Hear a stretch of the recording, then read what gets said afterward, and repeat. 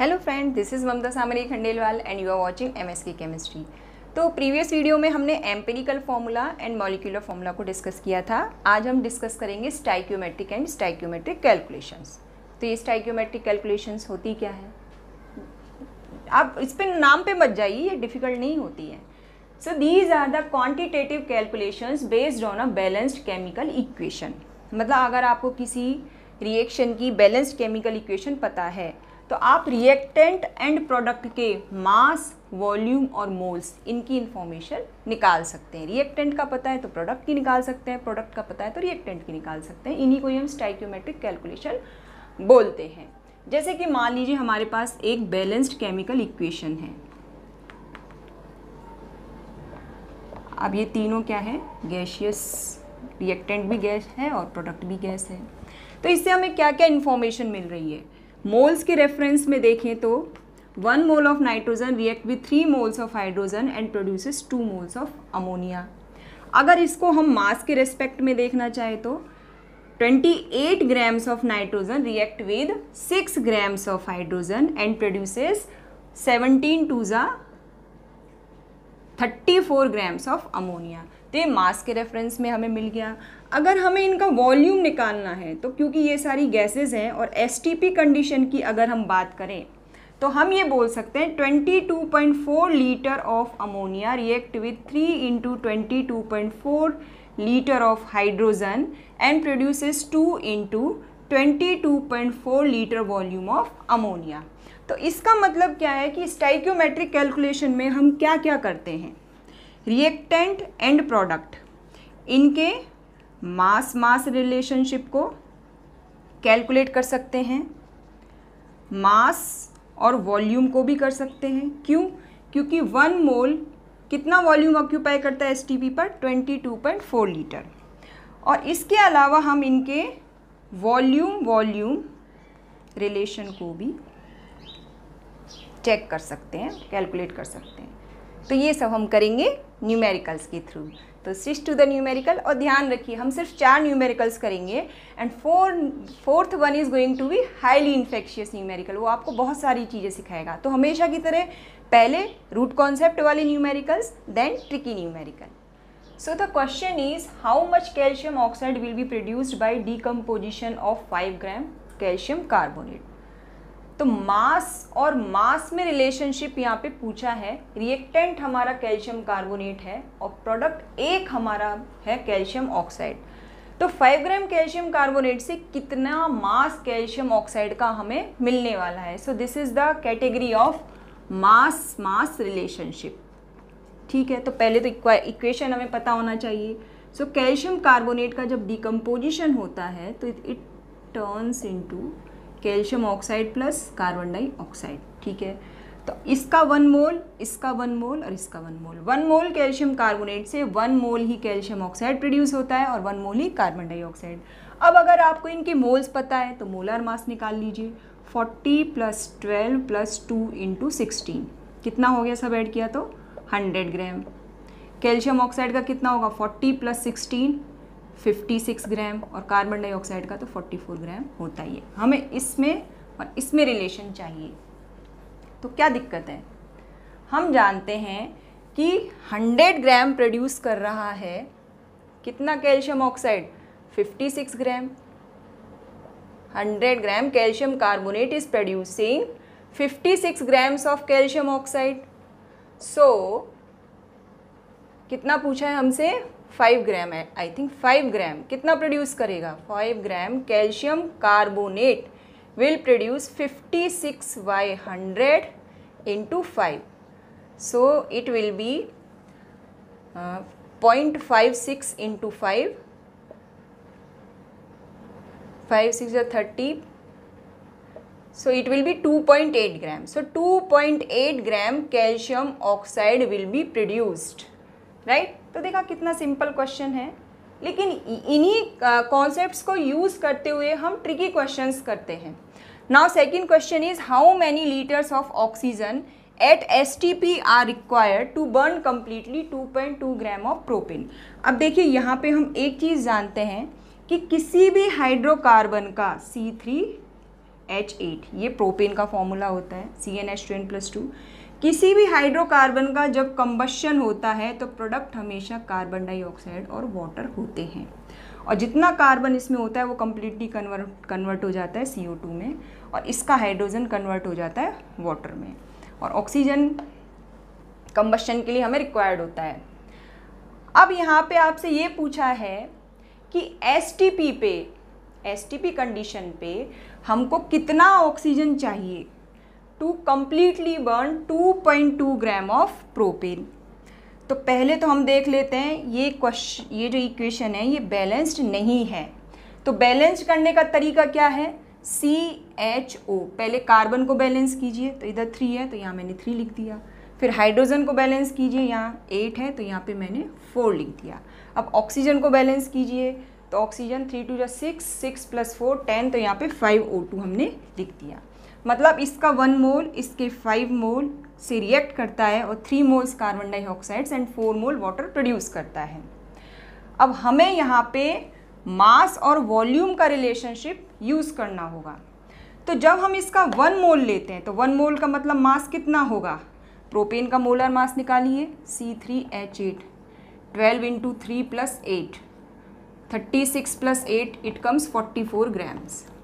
तो जब हम इसका 44 ग्राम्स यूज़ करते हैं तो ऑक्सीजन का कितना वॉल्यूम हमें चाहिए, 5 × 22.4, दैट इज़ 112 लीटर।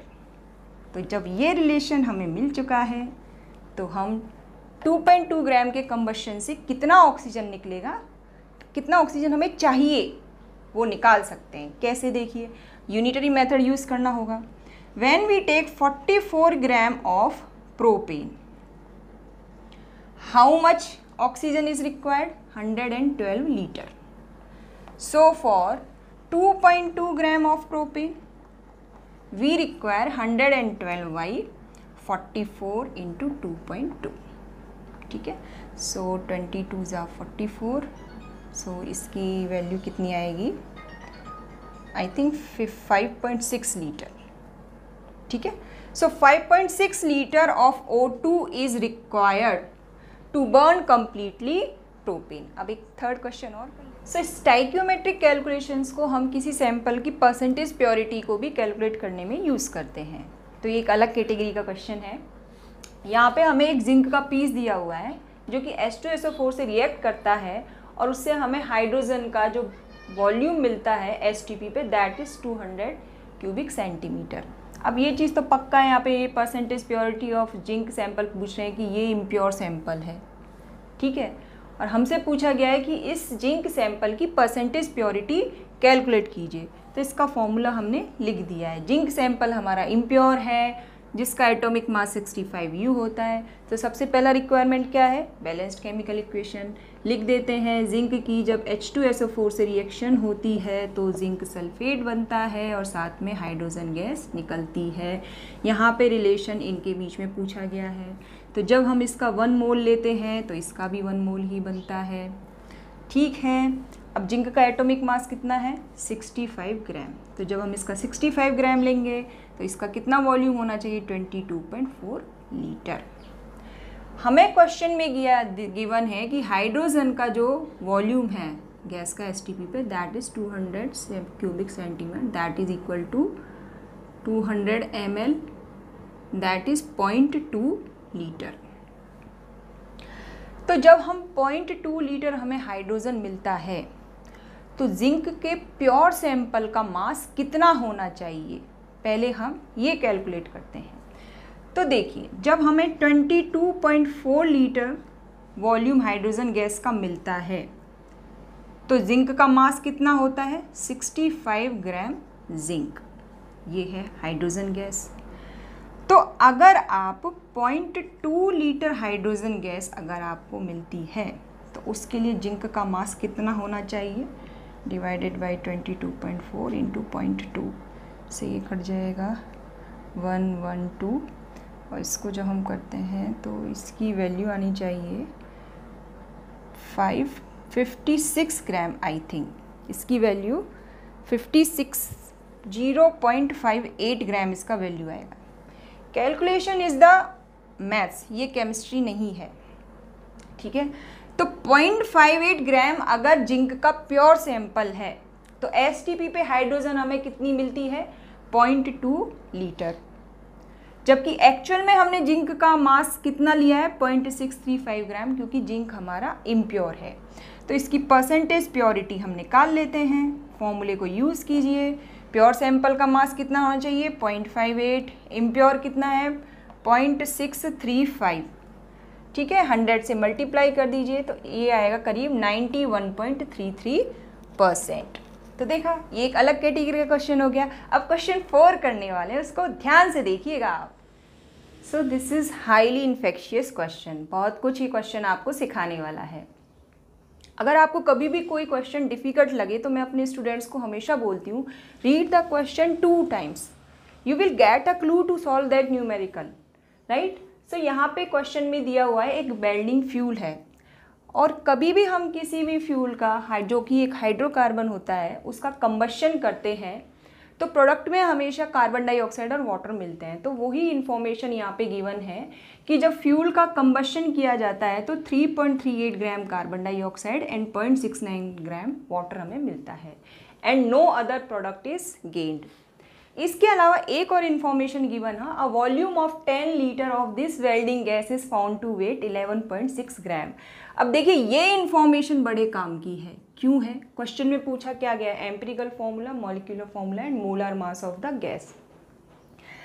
तो ये इन्फॉर्मेशन हमें गैस का मोलार मास देने वाली है। कैसे, 11.6 ग्राम अगर 10 लीटर वॉल्यूम ऑक्यूपाई करती है गैस, तो गैस का कितना मास होगा जो 22.4 लीटर ऑक्यूपाई करेगा एट एसटीपी।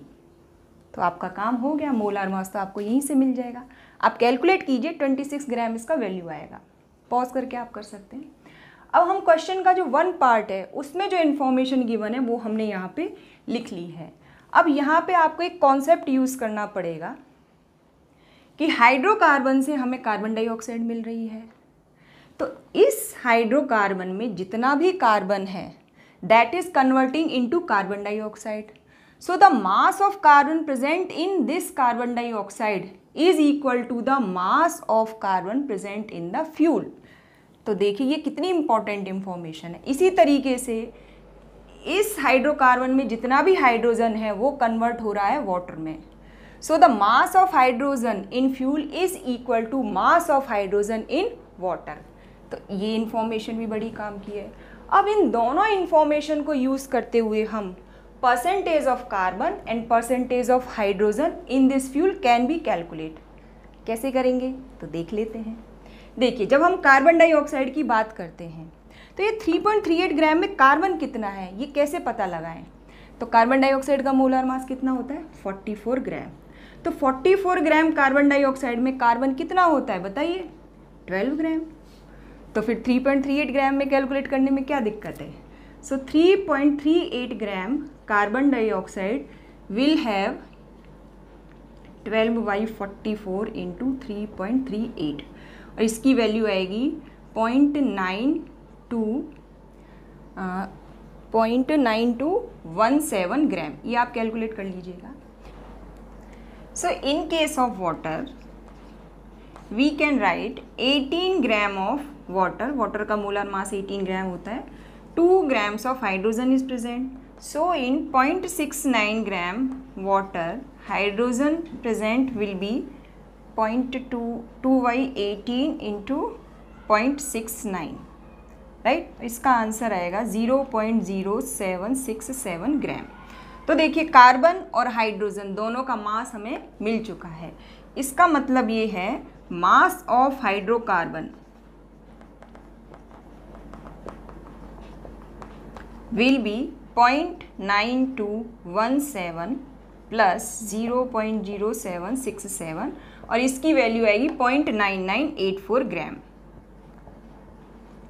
तो अब हमें फ्यूल का मास पता है, उसमें कितना कार्बन प्रेजेंट है वो भी पता है और कितना हाइड्रोजन प्रेजेंट है वो भी पता है। तो परसेंटेज ऑफ कार्बन निकाल लेते हैं, that will be 0.9217 divided by, अब देखिए ये 0.9984 को आप 1 ग्राम ले सकते हैं कैलकुलेशन को सिंप्लीफाई करने के लिए। यहाँ पे हम 0.9984 ग्राम ही ले लेते हैं इंटू 100। तो इसकी वैल्यू आएगी करीब 92.32%। और इसी तरीके से हाइड्रोजन की वैल्यू आने वाली है 0.0767 बाई 0.9984,